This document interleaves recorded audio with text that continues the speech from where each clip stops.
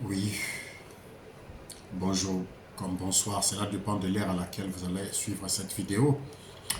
Donc, nous continuons toujours dans notre étude sur qui est Allah. Alors, j'avais déjà fait deux vidéos précédentes où nous avons démontré les caractéristiques de Yahvé et les caractéristiques de Allah, le Dieu musulman. Parce que l'objectif, c'est quoi? C'est d'amener le peuple de Dieu à comprendre qui est Allah et qui est le Yahvé d'Israël. Et pour connaître qui est Allah, nous devons suivre ses caractéristiques et nous devons aussi suivre les caractéristiques de notre Dieu Yahvé. Parce que je vous ai démontré dans les deux vidéos que le Yahvé d'Israël, il est le Dieu qui veille sur sa parole pour l'exécuter. Il a dit ça dans Jérémie chapitre 1er, le verset 12e, nous pouvons le lire. Jérémie chapitre 12e, premier verset. Jérémie chapitre 1er verset, le chapitre 1 plutôt, pour le respect à la parole de Dieu que j'enlève un peu le chapeau, parce que nous, quand on lit la parole de Dieu, il faut de l'obéissance, il faut vraiment respecter, parce que nous avons un Dieu d'ordre. Je lisais Jérémie chapitre 1 verset 12. Écoutez ce que dit la parole de Dieu. Ce livre qui ôte toutes les confusions possibles dans le monde. Ce livre qui est beaucoup haï, qui est beaucoup combattu, mais ce livre reste toujours le véridique. Alors, je lis. J'ai répondu, je vois une branche d'amandier. Et l'Éternel me dit, tu as bien vu, car je veille sur ma parole pour l'exécuter. Dieu d'Israël, il veille sur sa parole pour l'exécuter. Tout ce qui sortira de sa bouche, il est prêt à l'exécuter et il veille sur cela. Parce qu'il est le gardien de l'éternité et il veille sur l'éternité. Alléluia. Parce que lui-même, il est l'éternel et il est plus grand que l'éternité. Donc, il est là, il veille sur sa parole pour l'exécuter. Ça, c'est le grand caractère de notre Dieu.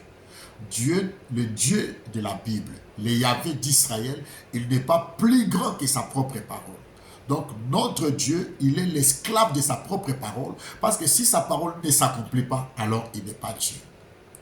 Voilà ce que j'ai démontré. Et Allah nous avait dit dans les livres, dans les Corans, parce que je suis en train de remonter encore pour vous faire comprendre qu'est-ce que nous avions dit précédemment, pour que vous compreniez là où nous sommes arrivés. Précédemment, nous avions dit que pour que Allah puisse être le véritable Dieu, le même Dieu que le Dieu d'Israël, il doit respecter tout ce qui était sorti dans la bouche du Dieu d'Israël. Le Dieu d'Israël s'est choisi la ville de Jérusalem. Il dit, Jérusalem sera ma cité. Ça sera la cité et la demeure du grand roi parce que je l'ai désiré. Et Jérusalem est cité plus de 700 fois. Donc, c'est-à-dire 771 fois dans la Bible. Mais dans les Corans, nulle part on fait mention de Jérusalem. Cela prouve que le Coran et la Bible, ce sont deux livres différents, qui n'ont pas le même style, qui n'ont pas le même Dieu, qui n'ont pas le même prophète. On va vous démontrer même que l'Abraham dont parle le Coran, ce n'est pas le même Abraham qui parle la Bible. Parce que le père d'Abraham dans la Bible, c'est Térak. Le père d'Abraham dans le Coran, ça ne sera pas Térak. On va démontrer toutes ces choses pour pouvoir démolir et déboulonner toutes les fausses conceptions que le Coran voulait nous imposer. Alors, et nous avions démontré aussi que selon Hébreux chapitre 6, verset 13e, parce que Dieu, au-dessus de Dieu, il n'y a pas d'autre Dieu. Dieu ne peut pas gérer par les plus petites choses. Comme il est plus grand que toutes choses, il ne gère que par lui-même, selon Genèse chapitre 22. Mais Allah, nous avons vu qu'il a des formules païennes. Il gère même par des choses les plus petites. Il peut gérer par la nuit, il peut gérer par l'étoile, il peut gérer par la lune, il peut gérer... Mais Dieu dit, je gère par moi-même. Je vais lire encore ça, parce que peut-être quelqu'un tombera avec cette vidéo, il ne va pas comprendre de quoi il s'agit. Dans Hébreux chapitre 6, Écoutez ce que la Bible dit. Lorsque Dieu fit la promesse à Abraham, ne pouvant jurer par un plus grand que lui, il jura par lui-même. Dieu ne pouvant jurer par un plus grand que lui, il jura par lui. Parce qu'au-dessus de Dieu, il n'y a rien, il n'y a que lui-même. Mais dans les Corans, nous voyons que dans les Corans, Allah pouvait même jurer par le livre, par les Corans, par les vents, par les seigneurs du ciel et de la terre. Donc il a juré par beaucoup de choses. C'est-à-dire que si Allah jure par les Corans, c'est-à-dire le Coran devient plus grand que lui. Comme Allah, il jure par le livre il dit par le livre explicite, Coran chapitre 43, verset 2, 44, verset 2. Donc c'est-à-dire que ce n'est pas le même Dieu, ce n'est pas le même caractéristique, ce n'est pas le même transcendance. Donc ça exclut déjà Allah. Alors maintenant, aujourd'hui, nous allons voir si Allah, il est Dieu, pourquoi il veut toujours qu'on puisse l'adorer? Pourquoi il se précipite toujours à l'adoration? Il dit adorez-moi, adorez-moi, adorez-moi. Parce que ça, c'est le système. Ce sont les dieux païens qui réclament toujours l'adoration. Ils veulent toujours l'adoration.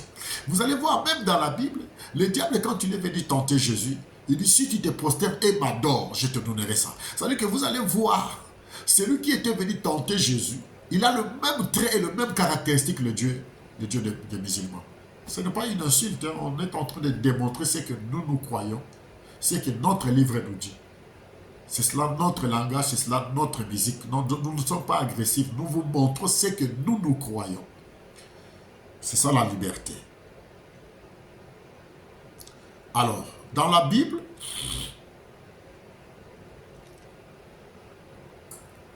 nous allons voir que la Bible parle de l'adoration 25 fois dans la Bible. Et dans la Bible, vous allez voir que Dieu de la Bible n'a jamais demandé « adorez-moi, adorez-moi, adorez-moi ». Parce que l'adoration, le fait de demander l'adoration, c'était le mode opératoire des dieux païens. Vous allez voir toujours dans la Bible, les dieux païens voulaient toujours l'adoration. Et si quand on n'adorait pas les dieux païens, c'était toujours l'assassinat, le meurtre, beaucoup de choses. Reportez-vous dans le livre de Daniel chapitre 3. Quand on dit que celui qui ne va pas se prosterner devant la statue de Belchassar devait être mis à mort. C'est ça le caractéristique, les traits de Dieu païen. Alors, dans la Bible, le verbe adorer, comme je viens de le dire, c'est mentionné 25 fois.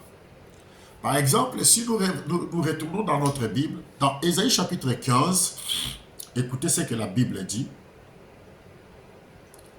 Ésaïe chapitre 15, j'aimerais que nous puissions vraiment, parce que quand je suis en train de parler de ces choses, il faudrait que nous puissions comprendre de quoi il s'agit.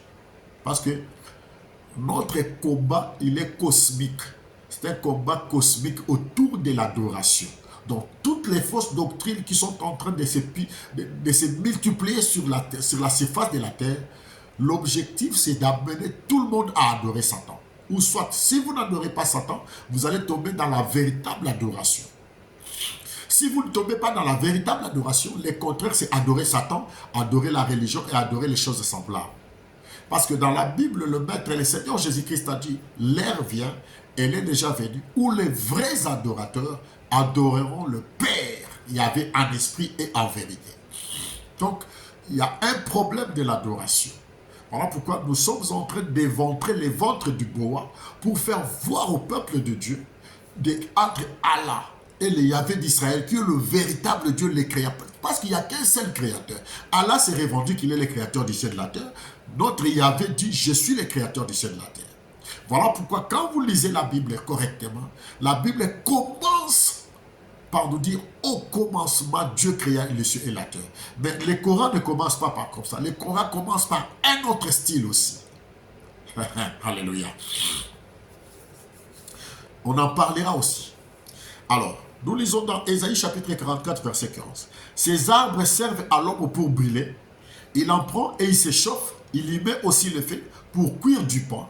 Et en fait, également, il en fait également un Dieu qu'il adore. Il en fait une idole devant laquelle il se prosterne. Il y a le verbe adorer et se prosterner.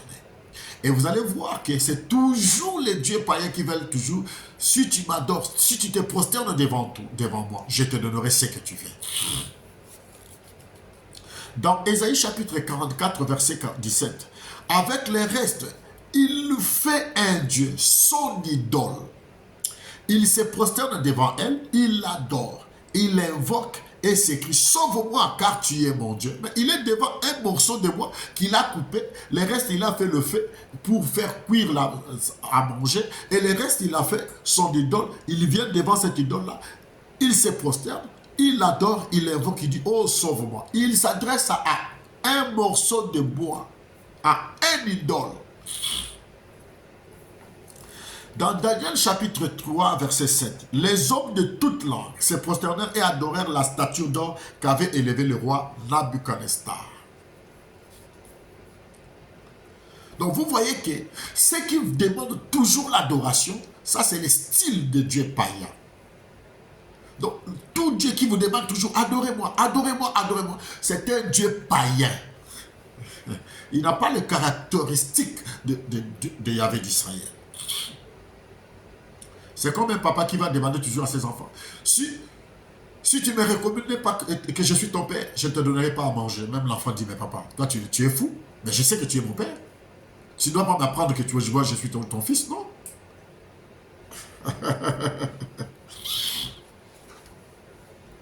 Dans Jean chapitre 14, verset 19-20, là où j'avais cité, la femme samaritaine étant une païenne, il s'adresse à Jésus. Seigneur, lui dit la femme, je vois que tu es un prophète. Nos pères ont adoré sur cette montagne. Vous dites que vous, le lieu il faut adorer est à Jérusalem. Le Seigneur me dit, maintenant le lieu d'adoration n'est ni sur la montagne ni à Jérusalem. Car le salut vient des Juifs. Mais l'heure vient, elle est déjà venue, où les vrais adorateurs n'adoreront ni à Mecque, ni à Médine, mais en Jésus. Alléluia. Donc nous voyons que ce style de demander l'adoration, c'est une formule païenne. Ce sont les dieux païens.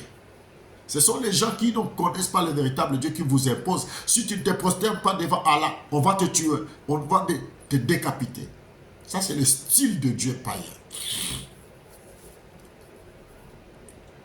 Dans Romains chapitre 1 verset 25, et qui ont changé la vérité de Dieu en mensonge, qui ont adoré et servi la créature au lieu du Créateur qui est béni éternellement. Amen. Qui ont changé la vérité de Dieu. Ce sont les dieux païens et les hommes païens qui veulent adorer la créature.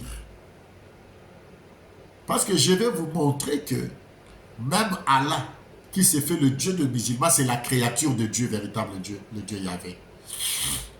Ça va choquer, mais c'est la vérité. On doit vous dire cette vérité comme ça. Parce que le temps est venu où on doit proclamer, dire la vérité.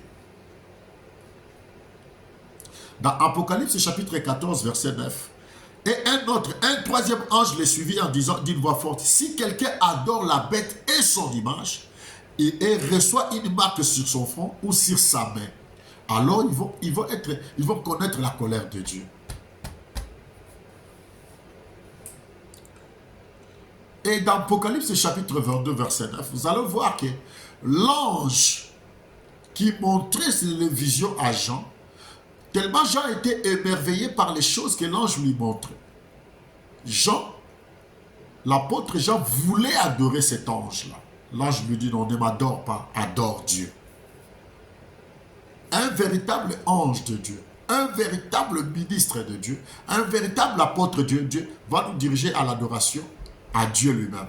Mais Dieu ne réclame pas l'adoration. C'est ça qui est très important. Verset 9, il dit, mais il me dit, garde-toi de le faire, je suis ton compagnon de service et celui de tes frères les prophètes et de ceux qui gardent les paroles de ces livres et qui gardent le parole de ces livres. Alléluia. Et qui gardent les paroles de ces livres. Adore Dieu. Dans ce passage, ce n'est pas Dieu qui parle, mais c'est un ange qui demande qu'on puisse adorer avec Israël. Ce n'est pas Dieu qui dit adore, moi, il dit non, adore Dieu. Ce n'est pas notre Dieu qui demande qu'on puisse l'adorer. Mais c'est son instrument qui montre à Jean, ce n'est pas à toi de m'adorer, moi un homme, moi une créature, mais tu dois adorer le Créateur. Mais ce n'est pas le Créateur qui demande qu'on puisse l'adorer. Alléluia. Alors, prenons maintenant le Coran. Mais nous allons voir que dans le livre sacré de musulmans que je respecte, le musulman dit dans ce livre-là, vous allez voir que Allah est obsédé par l'adoration. C'est pas moi. Nous allons lire. Allah est obsédé par l'adoration. Du premier chapitre au dernier chapitre, il demande toujours l'adoration. Il veut qu'on puisse l'adorer. Qu'il neige ou qu'il pleuve, il va demander l'adoration. Plus de 50 fois par jour. Il demande sans cesse une adoration avec prosternation lors du voyage nocturne. Allah demande à Mahomet que le musulman le prie 50 fois par jour, qui sera réduit plus tard 5 fois. Il veut l'adoration. Voilà pourquoi tous les musulmans, matin, midi, soir, après 5 fois, ils adorent. Ils vont toujours à la Mecque, ou soit à la mosquée, ou soit partout où ils sont, ils vont toujours fléchir leurs genoux. Ça, Allah a reçu son coup. Alors, le verbe adorer est mentionné dans la Bible 25 fois, mais le verbe adorer est mentionné dans le Coran 106 fois. Vous voyez, une exagération. C'est-à-dire que quelqu'un est tellement obsédé par cette soif-là de l'adoration. Si on ne l'adore pas, il n'est pas satisfait. Écoutez maintenant le Coran. Dans le Coran, chapitre 51, verset 56, « Je n'ai créé les djinns et les hommes que pour qu'ils puissent m'adorer. » Il a créé les djinns. Or, les djinns, ce sont les démons. Il dit, « J'ai créé les djinns et les anges et les hommes que pour qu'ils m'adorent. »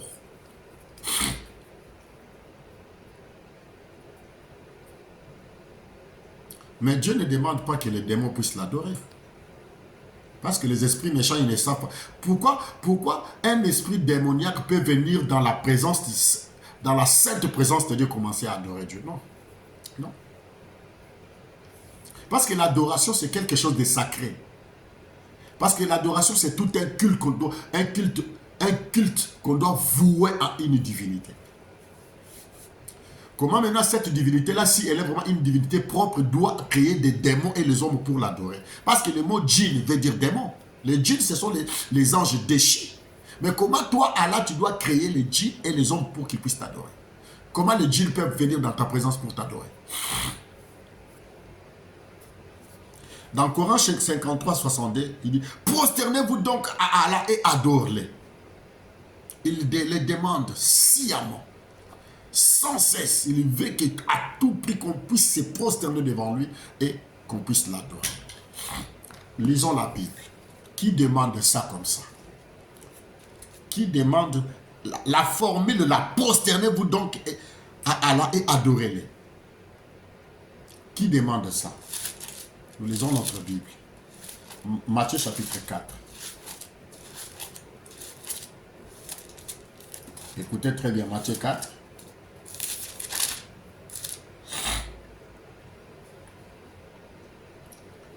Pour gagner du temps. Verset 6. Le diable, les transportant dans la ville sainte, le plaça sur les hauts du temple et lui dit, « Si tu es le Fils de Dieu, jette-toi en bas, car il est écrit, il donnera des ordres à ses anges, à ton sujet, et ils te porteront sur les mains, de peur que ton pied ne heurte contre une pierre. » Jésus lui dit, « Il est aussi écrit, tu ne tenteras pas point le Seigneur ton Dieu. » Les diables les transportant encore sur une montagne très élevée, lui montrant tous les royaumes du monde et leur gloire. Et il lui dit, écoutez très bien, je te donnerai toutes ces choses si tu te prosternes et m'adores. Ça, c'est les caractéristiques d'un Dieu païen. C'est le Dieu païen qui réclame l'adoration et la prosternation. C'est-à-dire qu'on doit se prosterner et l'adorer, moyennant quelque chose. Mais ici, il dit, prosternez-vous donc à Allah et adorez-les. Ça, c'est Sourate 53, verset 62. Et nous voyons le même caractéristique des démons ici, de Chétan. Le Chétan vient voir, il vient tenter Jésus, il lui montre toutes les gloires des semences. Il dit, si tu te prosternes simplement et que tu m'adores, je te donnerai toutes les gloires, tous les royaumes. Donc, ce sont les dieux païens qui ont la sainte soif de l'adoration. Ils veulent à tout prix qu'on puisse les adorer. Mais le véritable Dieu sait que mon fils, quand je le mets, quand il va me reconnaître de lui-même, il va m'adorer. Vous connaîtrez la vérité vous affranchira. Notez ça. Dans Coran chapitre 27, verset 91. Écoutez ça. Il m'a été seulement commandé d'adorer le Seigneur de cette ville, la Mecque. Il m'a été simplement commandé d'adorer le Seigneur de cette ville. Le Seigneur de cette ville-là était dans... Cette ville-là, c'est la Mecque. On est en train de détourner le lieu de l'adoration, l'endroit de l'adoration, pour adorer un autre Seigneur de cette autre ville. Parce que Jérusalem a été choisi pour le Dieu Yahvé, là où on devait bâtir les temples. Vous voyez même que même le langage de culte change. Dans la Bible, on ne parle jamais de mosquée. La Bible parle du temple. Le Coran parle de la mosquée. La Bible nous parle de prêtres. Dans le Coran, on nous parle des imams. Toujours les opposés.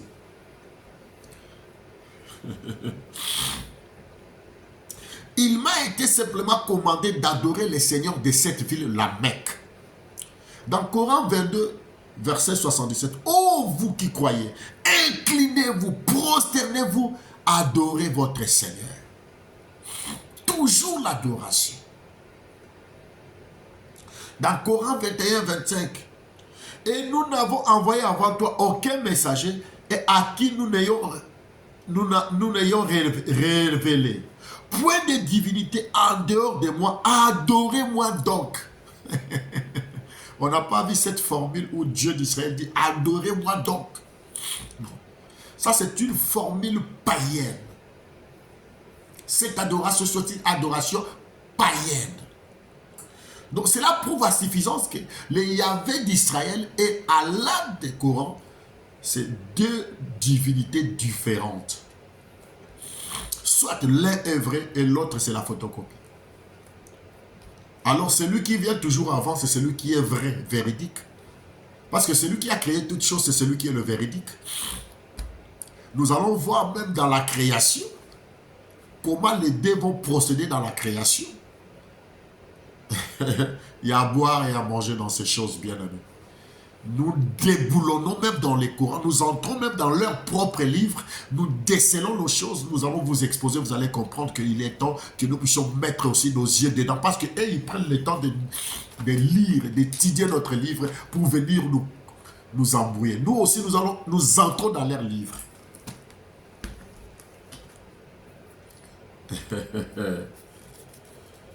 Alléluia. Il dit dans Coran 21, 25, là où je viens de lire, il dit, « Et nous n'avons envoyé avant nous aucun messager à qui nous n'ayons révélé point de divinité en dehors de moi, adorez-moi donc. » Ça, c'est le mensonge. Avant Mahomet, il y a eu beaucoup de vrais prophètes. Il y a eu de Moïse, de Jérémie, de Ésaïe, beaucoup de vrais prophètes qui ont déjà enseigné qu'il n'y avait que le Seigneur, lui et lui seul, le véritable Dieu d'Israël. Ça, c'est le mensonge. L'islam est venu 6 siècles après le départ de Jésus. Le Seigneur est parti presque au 1er siècle. L'islam est sorti presque au 6e, 7e siècle. Il faut connaître l'histoire. Donc, il y a un personnage dans la Bible qui recherche l'adoration avec prosternation. C'est là où je viens de lire Matthieu chapitre 4, versets 8 et 9. Le diable lui dit, si tu te prosternes et m'adores, je te donnerai tous les royaumes.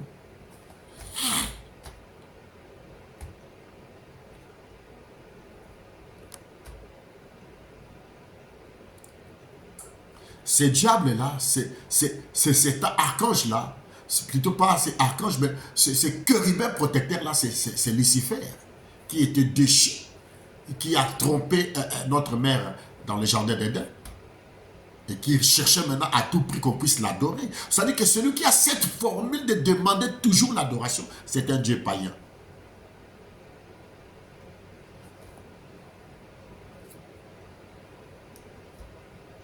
Alors, mes bien-aimés frères, vous qui me suivez, quelle est la conclusion de cette première partie?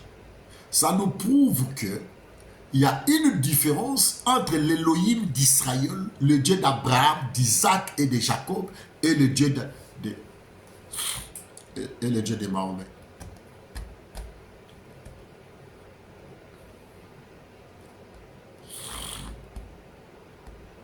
Vous avez vu?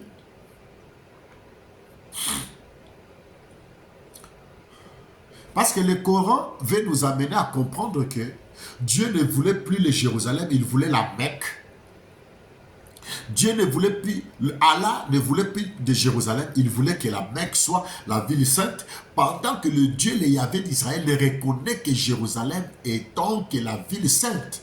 Voilà pourquoi il y a eu des croisades, plutôt, oui, des croisades, il y a eu des guerres saintes. Les catholiques voulaient la Jérusalem, les Arabes aussi voulaient Jérusalem. Et plus tard, nous allons vous amener à comprendre que l'islam et le catholicisme travaillent des mèches. L'islam et le catholicisme travaillent de mèches. À la Seconde Guerre mondiale, même les imams, ils ont soutenu Hitler. L'Église catholique aussi a soutenu Hitler pour qu'il y ait la Seconde Guerre mondiale. Je vais vous amener à comprendre beaucoup de choses. Même certains bâtiments de l'Église catholique portent le nom de la fille de Mahomet, dont l'épouse était Khadija. Sa fille aînée qui s'appelait Fatima. Vous allez vous étonner maintenant comment dans le milieu chrétien doit-on bâtir une église et cette église doit porter le nom de la fille du prophète opposé de la Bible. C'est-à-dire que ces gens-là, ils travaillent les mèches.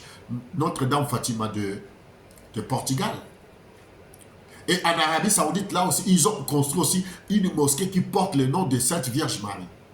Allez-y comprendre. Si les oiseaux de même plumage volent ensemble,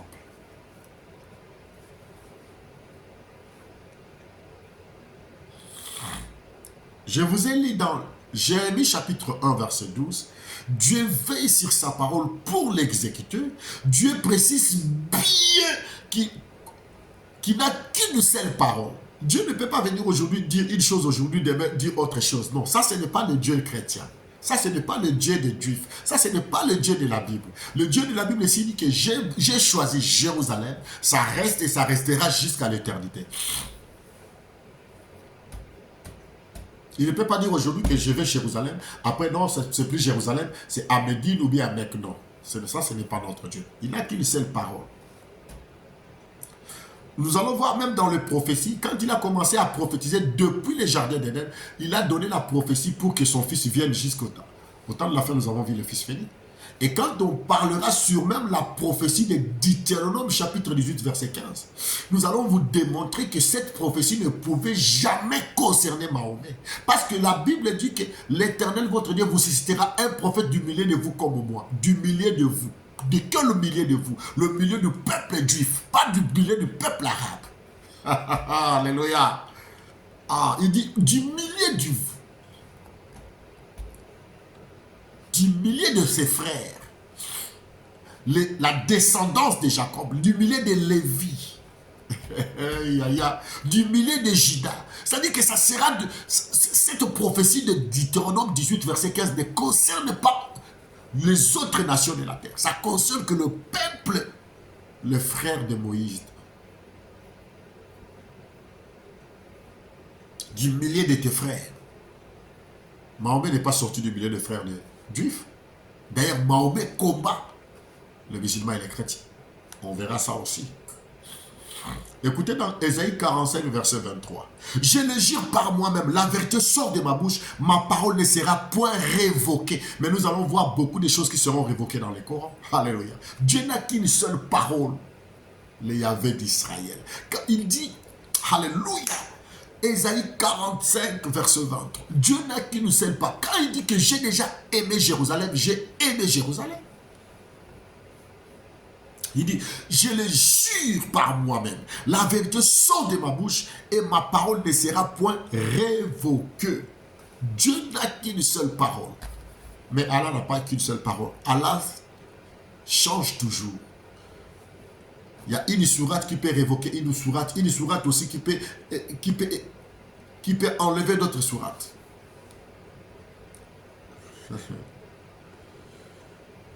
Donc, nous comprenons que, bien aimé, que le Dieu des musulmans, comme il a dit, votre Dieu et notre est le même. Non, on n'a pas le même Dieu. Non, on n'a pas le même Dieu. Si on avait le même Dieu, pourquoi vous allez nous persécuter? Si réellement votre Dieu et notre Dieu sont le même Dieu, comment vous allez nous persécuter? Ça n'a pas de sens. C'est comme un papa qui a acheté 5 parcelles. Il a aussi 5 fils. Les autres fils disent non, vous n'êtes pas nos frères, vous n'avez pas droit à l'héritage. Mais il y a un souci. Même si nous sommes ici les 4 mères, mais nous restons toujours les fils de ces papas-là. Donc si nous tous nous avons le même Dieu, mais pourquoi les uns persécutent les autres? Pourquoi maintenant un autre livre qui vient remplacer la Bible? Pourquoi dans votre livre on ne reconnaît pas que Jésus-Christ est que le Fils de Dieu? Pourquoi dans votre livre on ne reconnaît pas que Jésus-Christ était mort et ressuscité? Pourquoi Allah ne reconnaît pas Jésus pendant que le Yahvé d'Israël reconnaît Jésus étant que son fils? Donc on n'a pas le même livre. Donc cette première partie nous prouve que celui qui réclame cette adoration-là, c'est un Dieu païen. Il n'est pas notre Dieu. Parce que le Yahvé d'Israël, il dit dans Ésaïe 45, alléluia, je relis ces versets-là. Je le jure par moi-même. La vérité sort de ma bouche. Il ne jure pas par les étoiles, ni par la lune, ni par la mosquée, ni par le livre, ni par le Coran. Il dit, je le jure par moi-même. La vérité sort de ma bouche. Et ma parole ne sera point révoquée.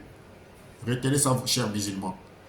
Prenez ces versets-là, prenez toutes les sourates où Mahomet ne fait que changer. Il jure par beaucoup de choses. Il jure même par la fleur. Il jure par la tombe. Il jure par ceci. Il jure par cela.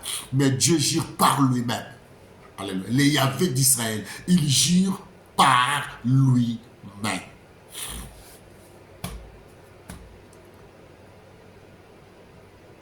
C'est cela qui démontre que les Allah juifs, plutôt les Allah musulmans, n'est pas les Yahvé d'Israël.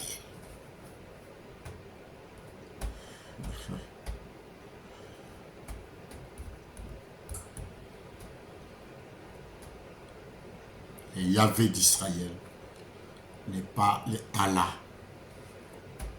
Parce que le Yahvé d'Israël, lui, là, il dit, ma parole ne sera point révoquée. Il dit, je le jure par moi-même, la vérité sort de ma bouche. Alors, comme la vérité sort de sa bouche, il dit, ma parole ne sera pas révoquée. Voilà le Dieu que nous servons. Le Dieu tout-puissant, le créateur du ciel et de la terre. Alléluia. Prenez le temps de vérifier tout ce que nous vous disons. Vous allez comprendre que il y a une haute séduction. Il y a la séduction qui est en train d'aveugler les gens de ne pas voir la clarté de la lumière. Mais le Seigneur dit, vous connaîtrez la vérité. Seule la vérité vous affranchira. Et nous avons des puissants témoignages où nos bien-aimés frères qui étaient dans l'islam, ils ont fait la rencontre avec le Seigneur. Ils ont vu Jésus-Christ les ressusciter du 3e jour. Et ils ont donné leur vie à Jésus. Et Jésus les a donné vraiment la véritable paix de l'âme. Alors, toi qui vas suivre cette vidéo, ne te mets pas dans une posture de colère.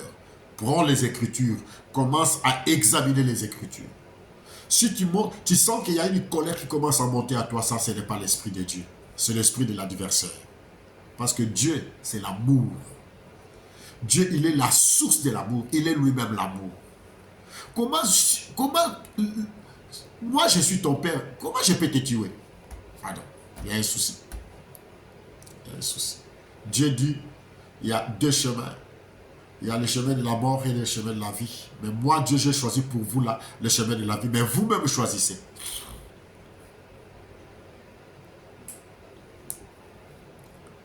Prenez le temps d'examiner les choses, chers musulmans. Cher imam, prends le temps d'examiner le Coran avec la Bible. Vous allez voir que le Dieu que vous adorez là, c'est un Dieu étranger. Il n'est pas le Dieu de la Bible. Il n'est pas le véritable Dieu d'Israël. Voilà pourquoi il y a la guerre toujours là-bas.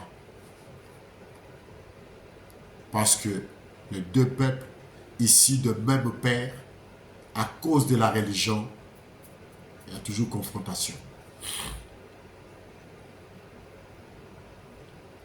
Il est plus tard que nous le pensons. Ne regardez pas les autres. Dans la tombe, tu seras seul. Il y a beaucoup de choses que nous allons démontrer ici. Il y aura toujours des vidéos qui vont se succéder. Vous allez comprendre que il y a un problème. Au reste, que le Dieu de paix vous bénisse. Prenez le temps d'examiner toutes choses avec la Bible en opposition avec le Coran. Faites le parallélisme. Vous allez voir qu'il y a toujours contradiction sur contradiction. Le Coran vient toujours contredire la Bible, mais la Bible reste toujours véridique. Ce n'est pas le fait de bloquer toutes les sourates dans la tête qui va vous donner la vie. Mais c'est le fait d'avoir la vie qui vous donne la vie. Et cette vie-là, c'est un homme. C'est le Seigneur Jésus-Christ, le ressuscité du troisième jour. C'est lui le Messie. Il est le roi des rois, le roi de paix. La Bible dit, Dieu a tant aimé le monde qu'il a donné son Fils unique, afin que quiconque croit en lui ne périsse pas, mais qu'il ait la vie éternelle. Est-ce que dans le Coran, vous avez l'assurance de la vie éternelle après la mort? C'est ça la question principale. Et la question principale. Après la mort, est-ce que le Coran vous démontre là où vous irez? Est-ce que vous avez l'assurance après la mort? Où est-ce que vous irez? Mais Jésus-Christ a dit, je suis le chemin, la vie et la vérité. Je suis la résurrection. Quiconque croit en moi, quand même qu'il mourra, je le ressusciterai au dernier jour. Est-ce que le Coran vous dit ça?